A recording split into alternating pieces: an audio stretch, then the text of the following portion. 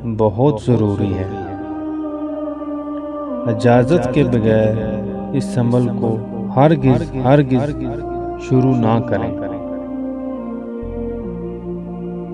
बहुत सारे लोगों के सवाल होते हैं कि आप वीडियो में ही इजाज़त दिया करें, लेकिन इन लोगों को नहीं पता कि इजाज़त क्या होती है। इस तरह अगर इजाज़त दी जाए तो अमल काम करेगा। इंशाअल्लाह जल्द ही इजाज़त के बारे में मुकम्मल डिटेल के साथ एक वीडियो बनाऊंगा। भाइयों और बहनों, इस अमल में एक ख़ास बात ये है कि आप लोगों को जलाली परहेज़ की ज़रूरत नहीं। हाँ, जमाली परहेज़ इंतहाई ज़रूरी है।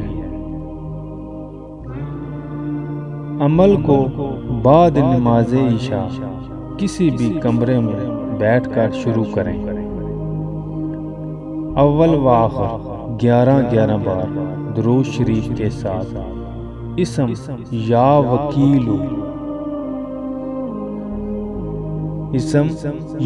वकीलू को रोज़ाना 75,000 मरतबा पढ़ें। वक़्त की ख़ास पाबंदी रखें।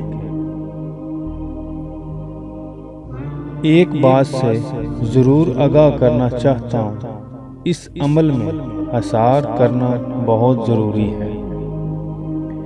इंशाअल्लाह 21 दिन बाद रेशम परी हाज़िर होकर बातचीत करेगी। मैं उम्मीद करता हूँ आज की वीडियो आप लोगों को पसंद आई होगी।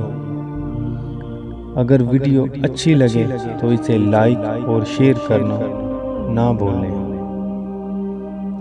अगर आप लोगों के ज़हन में कोई भी सवाल हो तो मेरे दिए गए व्हाट्सएप नंबर पर रब्ता करके पूछ सकते हैं। इजाज़त चाहता हूँ। अल्लाह हाफ़िज़।